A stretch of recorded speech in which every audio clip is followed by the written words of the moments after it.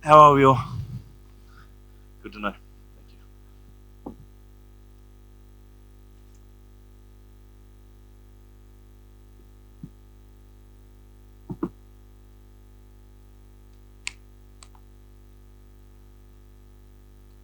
Tyson, front right here. We're only a few days removed from another massive pay-per-view here in Australia, a country that's been starving for fights. So, what are the emotions now that camp's over and you're only a few days away?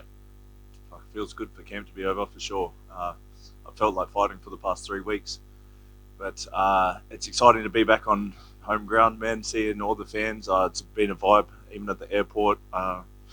Fans coming up and stuff. So yeah, Perth's been good to me. So hopefully 2 for 2. Personally, like you were saying, the last time you fought here in Australia didn't go your way. Did you feel any sort of unfinished business, given how that last fight ended and then the long layoff and everything? Yeah, and he's an asshole because then he retired. So I wanted that one back. No, obviously it's yeah, it was hard. There was a lot. There was a lot, but it was all supposed to happen for a reason. So I'm back here now, and yeah, ready to get it back, ready to get it done. And obviously, Modestas is not your original opponent. He's coming back into the UFC after leaving, winning a belt, and coming back. Did you know much about him? Because he debuted during your layoff and left during your layoff, so you've never really crossed paths. No, I haven't at all. It was a nice change of pace because the last two guys I fought, I think, got cut from the UFC, so it's good to bring someone back in. But it's actually a better fight, I think, for the fans anyway. And I'm just very glad that he took it on a week's notice because I still get to get paid. And obviously, this is your third fight in less than a year since your comeback. Have you been happy with your progression since coming back? Yeah, more work to be done, but I just feel like I'm getting better and better, and that's testament to my training at City Kickboxing, and it's been enjoyable and transformative. I feel like after the 4 years off, I was a bit lost in those 4 years. Even coming back, even though from the outside looking in, it looks like it's all happy and everything's going good because I'm winning in a fight, but I hadn't fully transitioned back to being a fighter again and being the person that I love being. So I think now I'm really starting to get into the groove, being back like comfortable with who I am as a fighter, as a father, and now I'm just ready to get after it. So, given that, after the fight's over, what does the headline say about your fight when it's done? Next. And then, final question for me: your division obviously has a new champion, Jamahal Hill. What do you make of his victory, Glover's retirement, and what the future holds? Man, I love Glover, man. Like it's cool to look up to someone that age and still beating up the youngsters. So it's obviously sad to see him going out, but Jamal, he's a very sneaky striker. The way he sets up stuff, very interesting. Um, but yeah, that's further down the road for me. I've got plenty of hard fights before that comes up, but it'll be soon. Thank you. Since they come back to first round finishes, is there kind of pressure to keep that streak going, or is it just something that's kind of materialized on its own when you're out there? No, it just happens. Like I'm always ready for the 3 rounds, but it's just if it's there, it's there. So I don't want to stay in there longer than I have to. You've only been to the decision once in your career, and it was a loss. Does any part of you be like, what would it be like to go all 3 rounds and win and something like that? Like how a fight would unfold in that fashion? Yeah, I'm happy for it to go the 3 rounds, but like I'd rather not go to decision. There's been a couple sketchy decisions, so I'd rather it not be that way. So I'm just yeah. So it's always funner finishing off a wait. It's always funner ending the fight early. Good catch. Stop yourself. Thank you.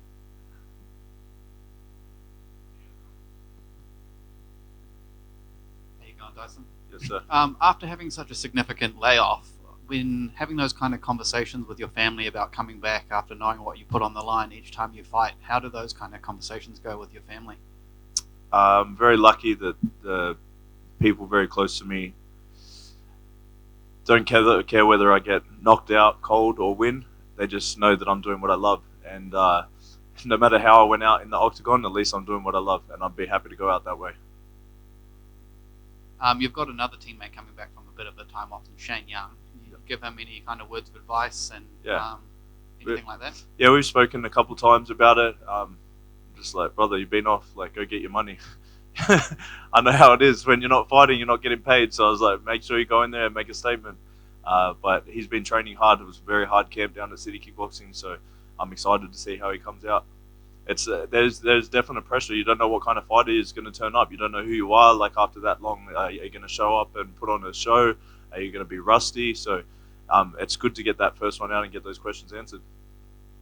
And with other teammates from CKB who are having success in the same weight class as you, do those kind of thoughts and conversations ever come up that once you guys both reach the top 15 perhaps, that your paths start crossing and what that would mean? We've got to get to the top 15 first, brother. Fair enough, thank you. No worries. Yeah, you've said you've been reading. Yep. You said you've been reading like psychology books, and you've been working with a mindset coach, like Adesanya's, I think. What sort of stuff have you gleaned from that in this camp? Like obviously, there's a lot of visualization. So I've already done the walkout 1,000 times. I've already seen how the fight goes, and it's like it's just more comfortable. Like you can't be worried about it because you're just happy with however it goes. Like we're good. So, like, you said you were feeling fried, like after your last camp. Yeah. Do you feel a lot better this time? Like Yeah. you said, you're getting into the swing of things. Yeah, and it was like obviously I had a passing of my grandfather in the last camp, so I didn't even have time to deal with it. I flew home for the funeral, went straight back into fight at camp, and I didn't have that time to deal with it. So now I did. I got to grieve and see my family, be there for them, and now I just got to concentrate. I had like a perfect camp in this one, so it's always good when when camp goes to plan. So it's obviously the outside pressure's gone. It's easier to concentrate on the goal. Tyson, your father John Pedro is a legend in Australian MMA. A legend. Instrumental in the growth of the sport. Yeah. Can you talk about his relationship with you throughout your career, and especially now? Yeah, obviously instrumental. Yeah, for sure. He's taught me a lot of lessons. Maybe some not on purpose, but he's wouldn't be here without him. But it's cool now that the tables are sort of turned because I've been able to start training him. Like this camp, I've been busting his ass. I've been making him get up in the morning and train with my strength and conditioning coach, and it was his birthday, and he was like, "Fuck, that cake wasn't worth it." Can he still spar? Yes, he can. You don't want to spar him. He's the worst sparring partner. It's like you're gonna get hurt. So 150 kilos moving at you fast. It's like getting hit by a train. Thank you. Tyson, on the back.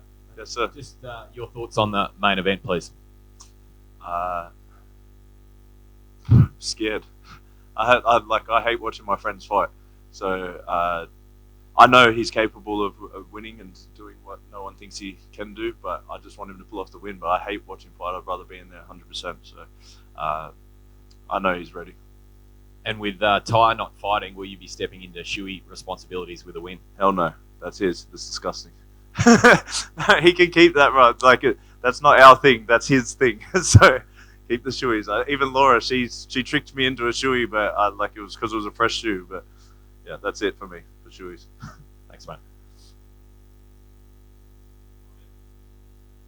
Thank you too. Have a good day.